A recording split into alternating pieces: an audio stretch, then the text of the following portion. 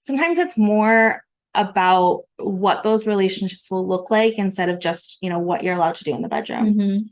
How do you deal with jealousy? Yeah. How do you deal with any form of discomfort? How do you deal with the hard emotions that come up?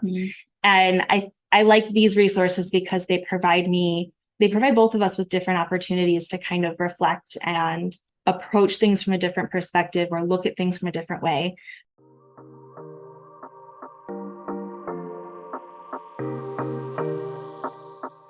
I'm Rachel, and you're listening to the Owning Your Sexual Self podcast.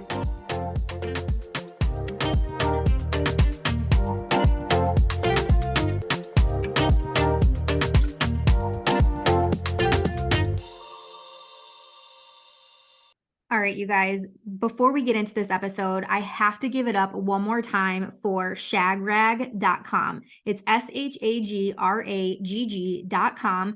If you've been listening to the past couple of episodes, you've heard me talk about this product, but it is my very first ever waterproof blanket. I have been wanting one of these for literally so long, at least over a year, and I just never pulled the trigger on getting one. So when this company, their women-owned business, by the way, when they reached out to me with the interest in coming on the show and being a sponsor of the show, I was like, yes, please sign me up. Now it's been a few weeks and I've had a chance to use this blanket. It has been incredible.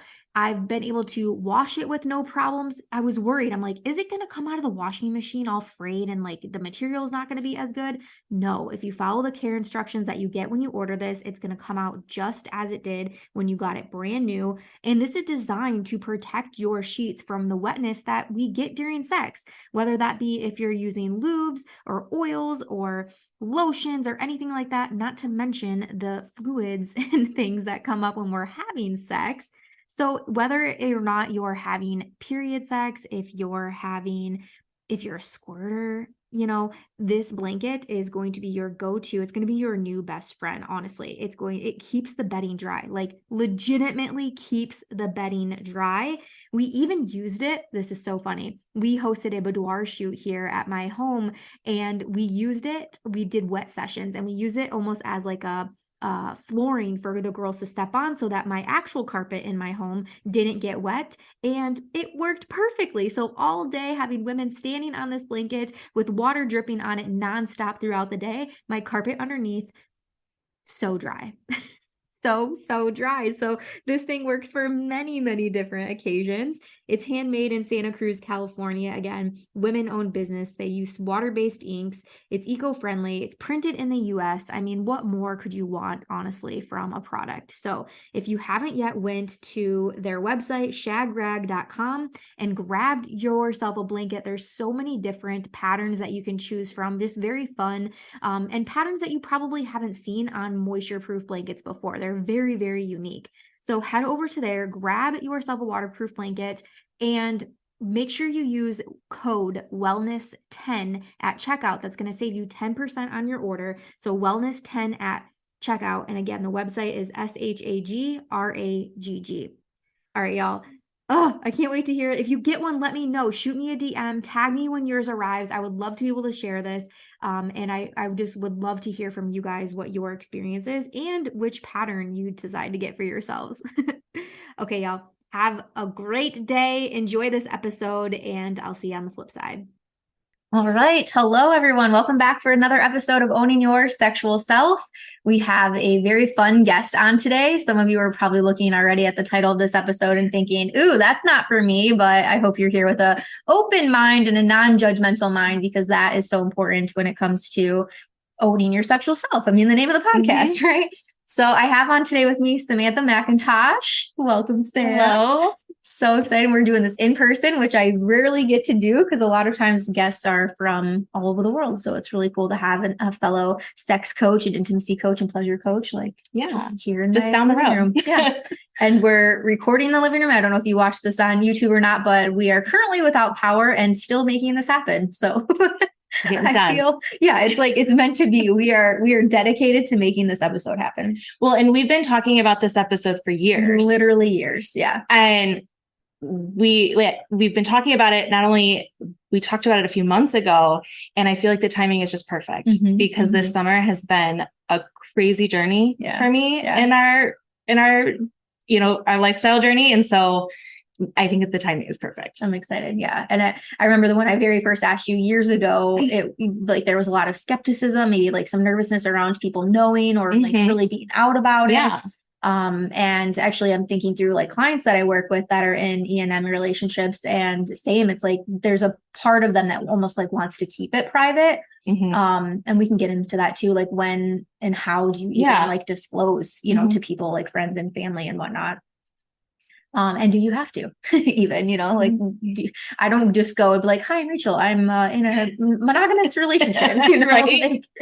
So yeah, why do you, anyways. So tell us, Sam, like how did this even like become a thing for you and your husband? Yeah, it really started with me wanting to explore my own sexuality. I was bi-curious, wasn't really sure if I was interested in women, had a few experiences, but really wanted to explore it further. And so we entered into the swinging lifestyle with the mindset of finding other women. And it slowly progressed to, having it mainly was other couples to begin with, and what you would consider a full swap, which is both couples in the same room swapping partners. And over time kind of progressed. We met friends that have been involved in swinging communities in the state and invited us to some events. We started going to hotel parties. And then over the last 4 years, it's really expanded to now into polyamory. And so it's just been an incredible growth journey for us that has, we were already strong when we started, but the strength of our relationship and our marriage is just, I could never imagine that we would be where we are today. But I know a large part of it is because of the ethical non-monogamy. Yeah. Which, E&M, I'm glad you just said that, because some people are probably listening like, what the hell is that? So ethical non-monogamy, non-monogamish is another term I've heard. So however you want to define it. And when you said, and this is where I would like to start with this, like you said, your marriage was already at a good place. And this is something that you decided to do to expand and like grow on that. It wasn't that you were in a place of like maybe like close to divorce or separation or something like that. Like Absolutely. You weren't in a bad place and then thinking, okay, let's now bring other people into it. So can you speak a little bit on that? Like why is it important to have that solid foundation with your partner before entering into something like this? And I think that's where we touch on the ethical non-monogamy, right? It's both parties are entering in a consensual manner. We both have agreed. We both communicated boundaries, communicated interests. We make sure that any partners that we bring into our space are also doing it in an ethical way. And forgot your question as I was saying that. That's okay. Why is it so important? To have that foundation. This isn't a way to save a struggling marriage, because communication and trust, that strong foundation is so important. If you're not able to communicate clearly with each other, it's going to be a shit show, to be quite honest. I joke that there's two types of people that enter: those that are trying to save a relationship and those that are trying to strengthen. The couples that I see that are successful with it are the ones trying to strengthen that relationship. You have to be able to be comfortable being vulnerable with each other. We get into all of the nitty gritty details, what we enjoy, what is triggering us, what is causing us, to feel uncomfortable about a situation. And because of that, we've been able to strengthen the communication even more. The things I've learned about my partner over the last 4 years, I think some of those things were news to ourselves, like that we found out about ourselves as we were exploring. Yeah. And that's such a great point too. It's because you don't know if you like something until you try it. So I think of the many conversations I have with people about anal sex, right? And immediately they're like, no, like this is not for me. But it's like, how do you even know if you haven't tried it? And it like, how do you know it's not your thing? How do you know it's not gonna be pleasurable to you?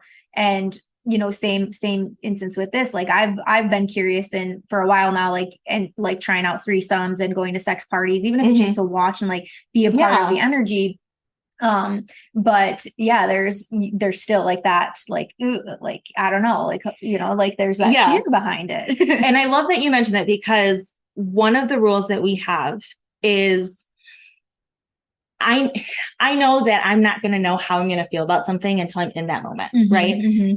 You're familiar with human design. I know it's very much a part of my human design that I have to be like in that moment.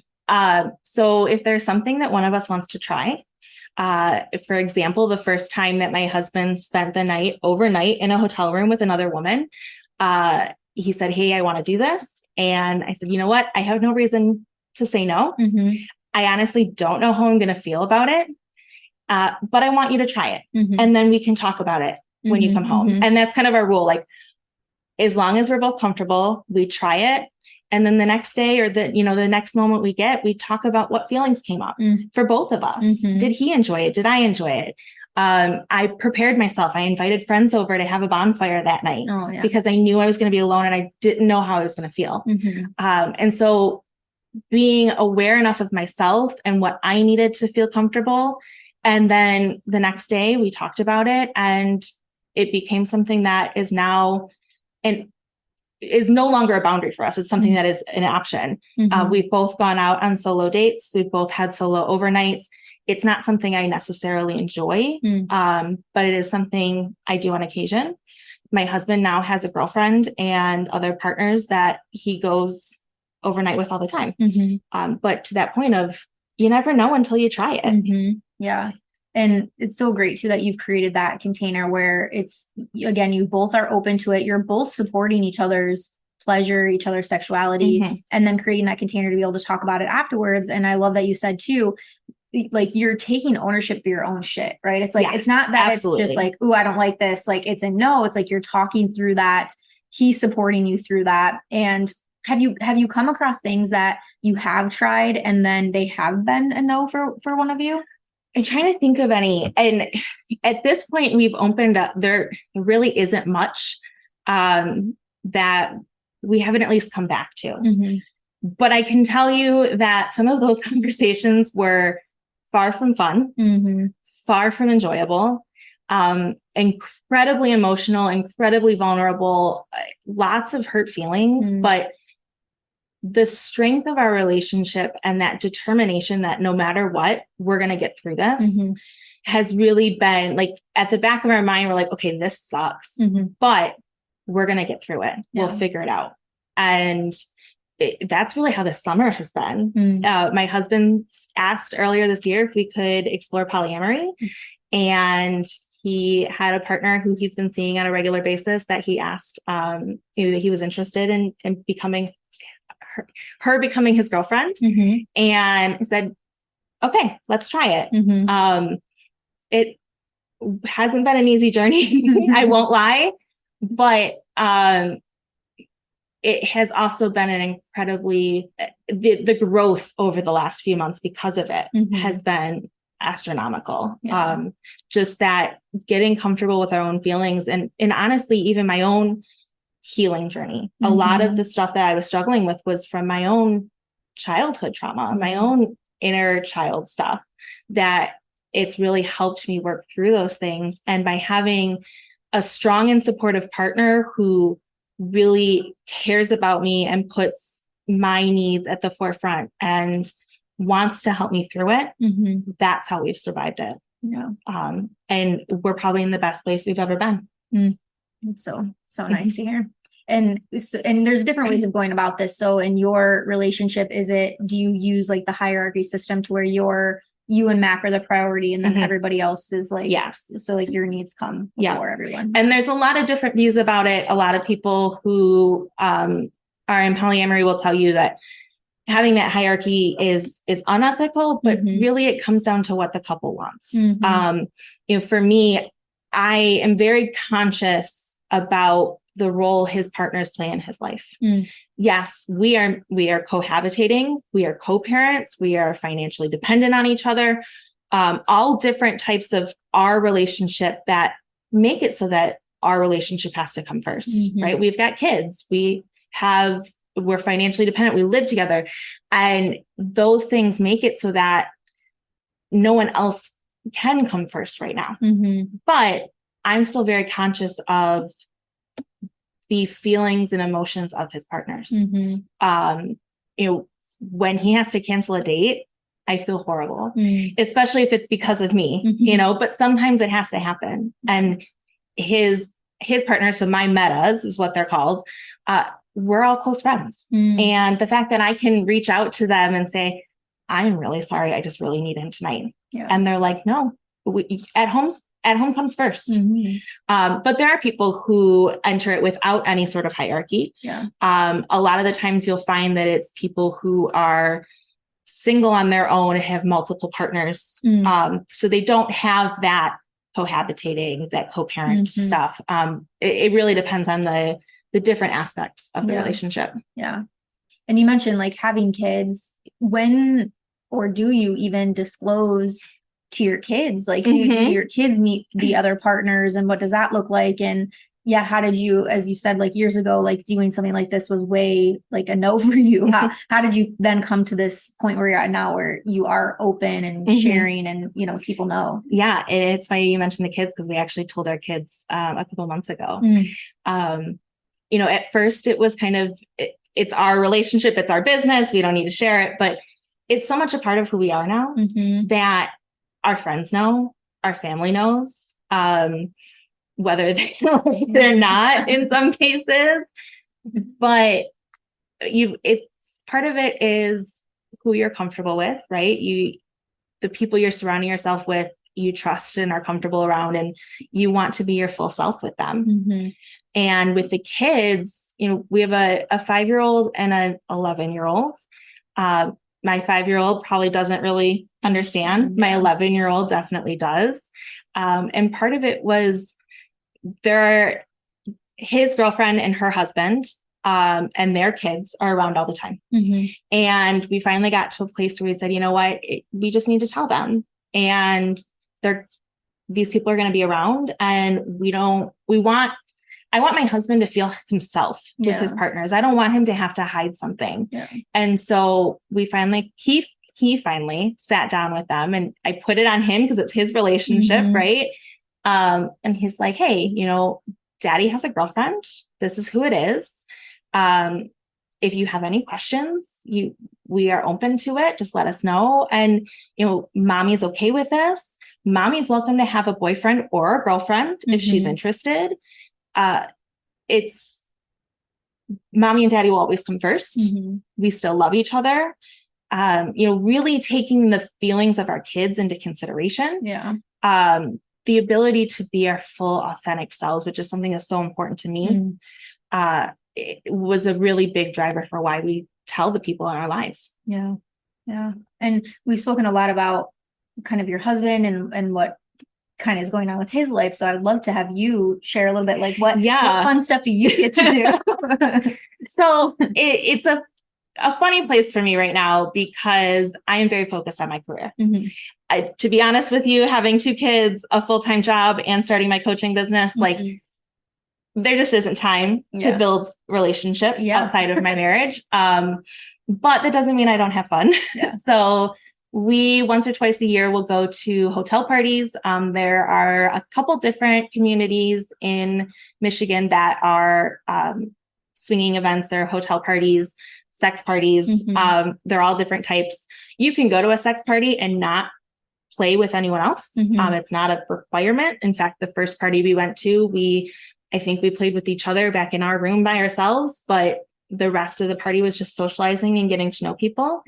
Now we go and we see who's going and we make plans and things like that. But we go to house parties and things like that. We'll go to people's houses. I've got a couple guys that when we're in the same place at the same time, we are comfortable and we have fun together. But for me, there's no obligations around it. Yeah. Because I just don't have the capacity for it right now. Yeah. But that's not to say that down the road, I wouldn't be interested in that. Mm-hmm. Yeah. So for you, would you say it's just these like these in-person connections, you're not engaging in the sort of the aftermath of it, the emotional side of it, like the texting back and forth, like that side of it? Or is that there is still that. And it kind of depends on the relationship. I have someone who I text with on a regular basis. Mm-hmm. But we actually only played together for the first time a couple of weeks ago. Mm-hmm. We've just been kind of building that relationship.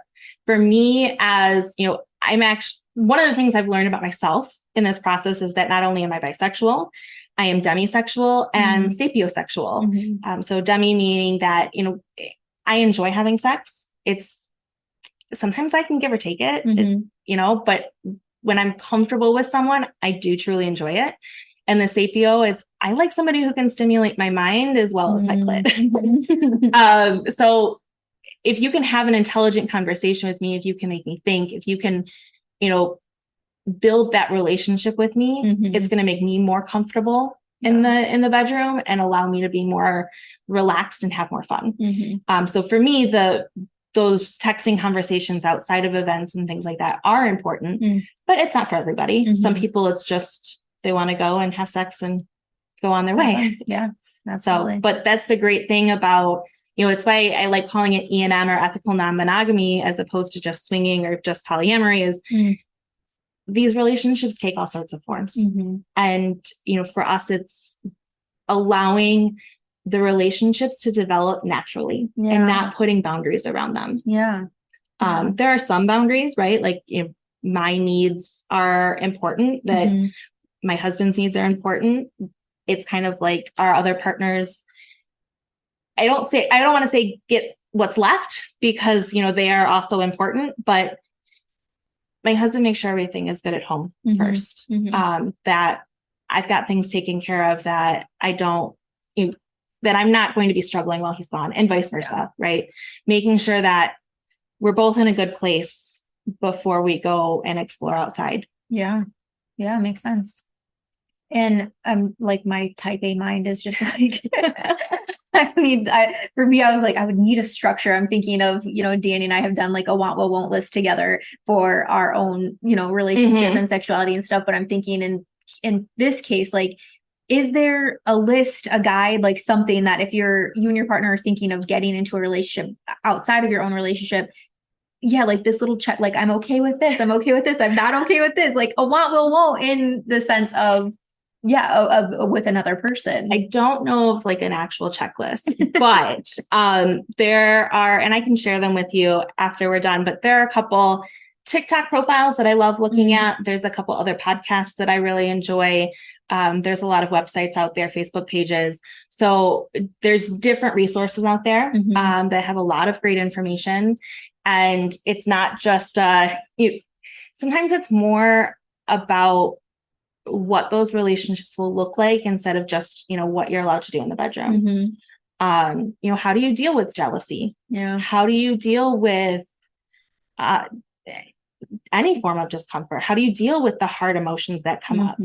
And I like these resources because they provide both of us with different opportunities to kind of reflect and approach things from a different perspective or look at things from a different way.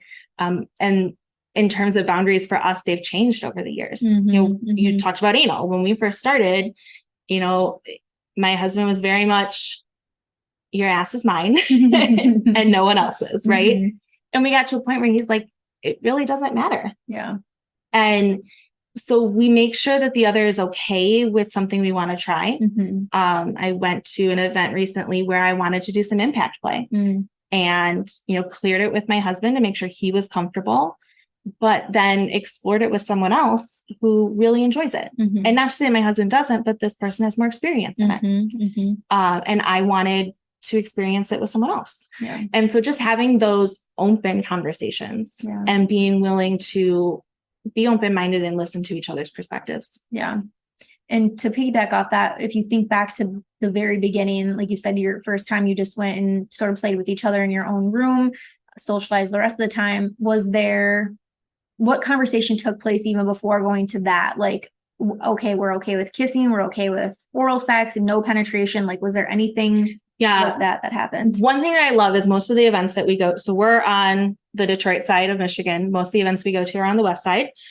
So anytime we're going, there's like a 2.5 hour drive out and a 2.5 hour drive back. And what's really great about that, the drive can suck, but on the way out there, we talk about our expectations. We talk about what we're okay with, what we're comfortable with, people we've been talking to that we might be interested in playing with at the event, any hesitations or concerns we have. So we have that conversation together. And then on the way home, it's a chance to debrief. Sometimes those trip home suck because we've had a shitty situation the night before. There was a night where I was connecting with a guy and my husband wasn't really connecting with any of the women there. And he just wanted to go back to his room. And I said, well, do you mind if I stay and play here? And, I wasn't aware enough to notice that he really wasn't okay with it. He was just, wanted to allow me that freedom, but it ended up it hurt him a lot. And so that whole drive home the next day was talking about those feelings and understanding where they came from and how we were going to approach it going forward and having that deep conversation. There have been a lot of tears. Oh, I can imagine. A lot of tears, but it's all been worth it. Yeah. And you mentioned jealousy. It's like, how do you handle jealousy when jealousy comes up? There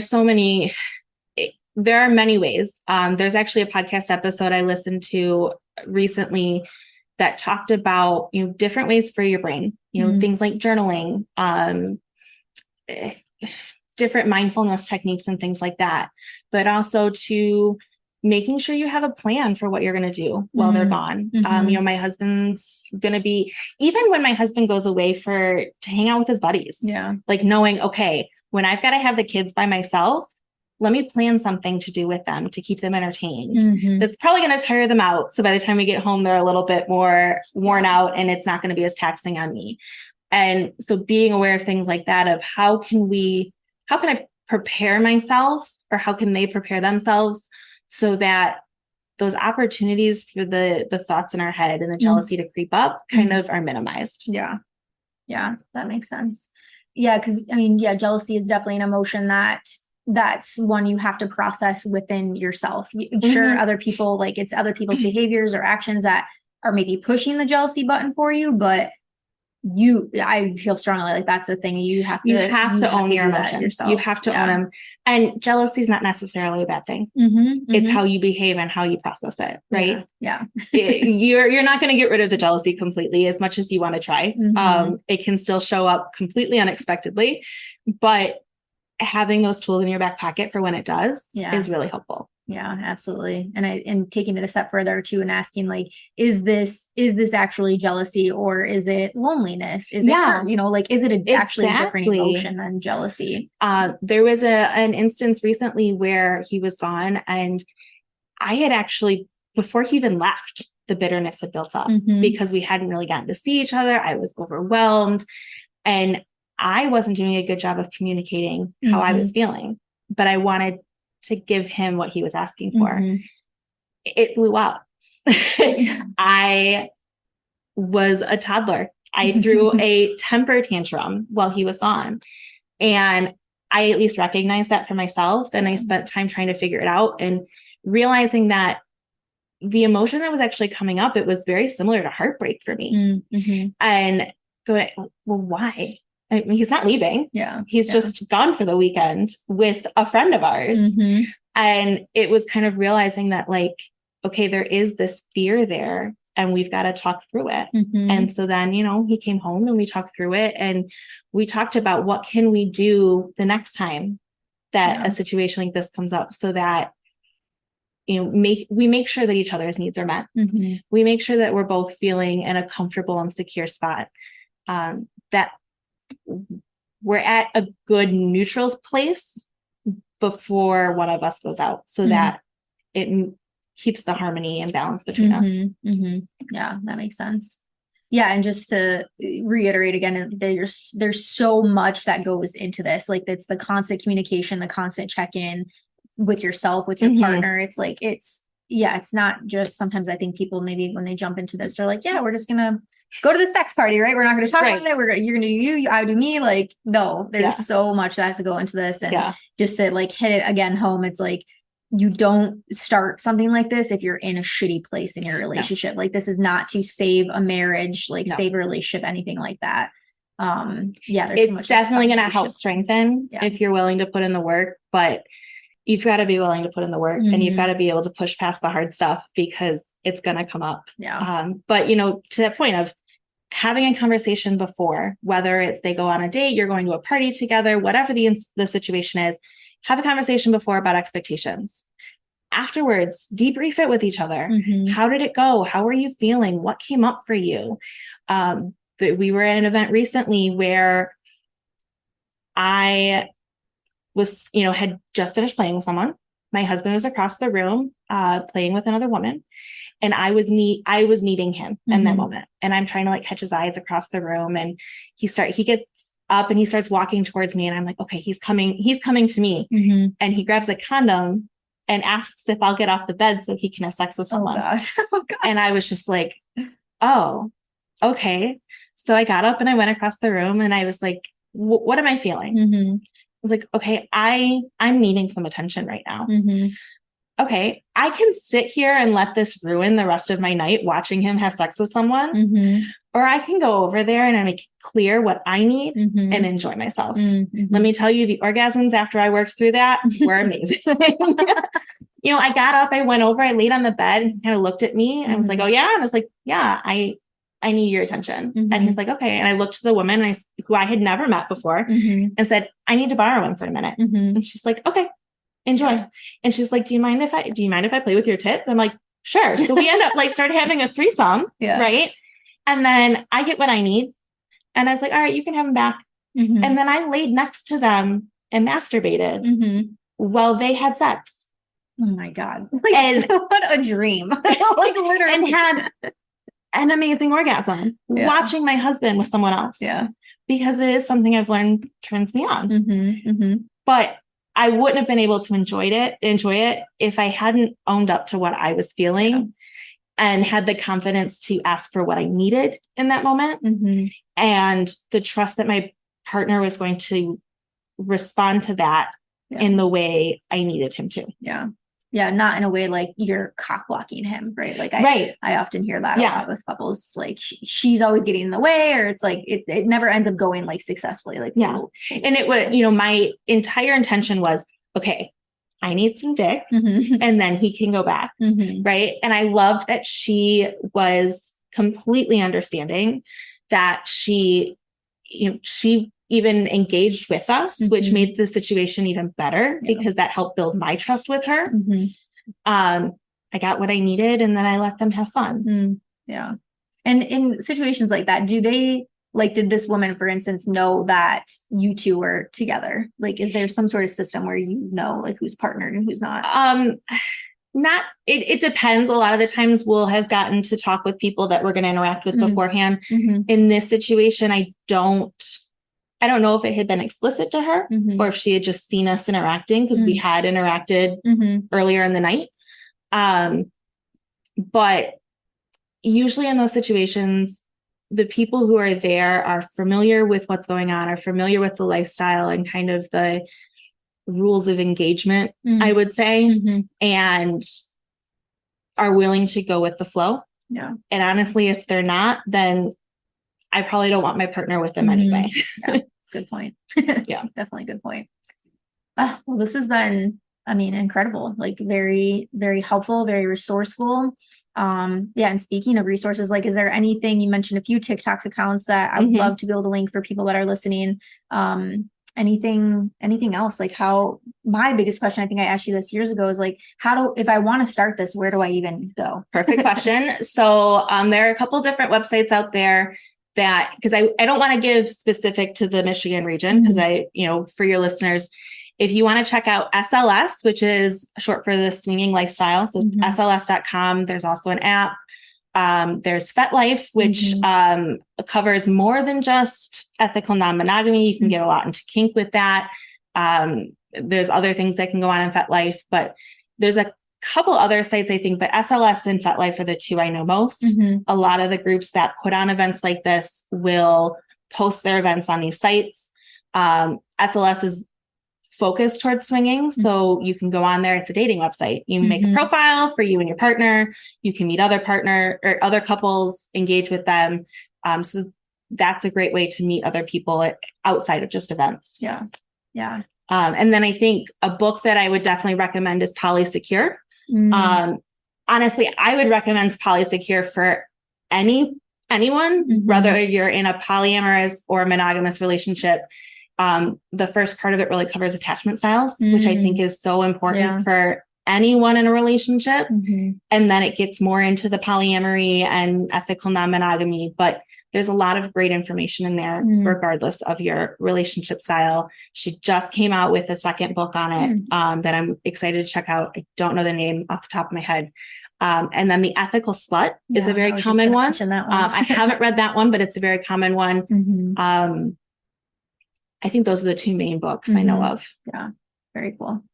Well, thank you so much, Sam. And how can people find you if they want to connect with you? And you are a lifestyle friendly coach. So anybody listening, that is, Sam's your girl for sure. So I am a women's empowerment coach, and you can find me at the Holistic Phoenix MI on Instagram, or Holistic Phoenix MI on Facebook. I'm also on LinkedIn. I don't really talk about this kind of stuff on LinkedIn. But any of those places, I do one-on-one coaching, as well as I'm looking into group coaching programs and such. And hopefully going to have some courses and stuff out there in the future too. Awesome. Thanks so much for having me, Rachel. I'm so glad that after all these years, finally did it. Yeah, I'm really excited. Yeah, that's great. Very cool. Thank you. Thank you so much for listening to today's show. If you loved it, be sure to subscribe so that you never miss an episode. And if you really fucking loved it, make sure to tag me on social media at @TheRachelMain. I'll see you next week.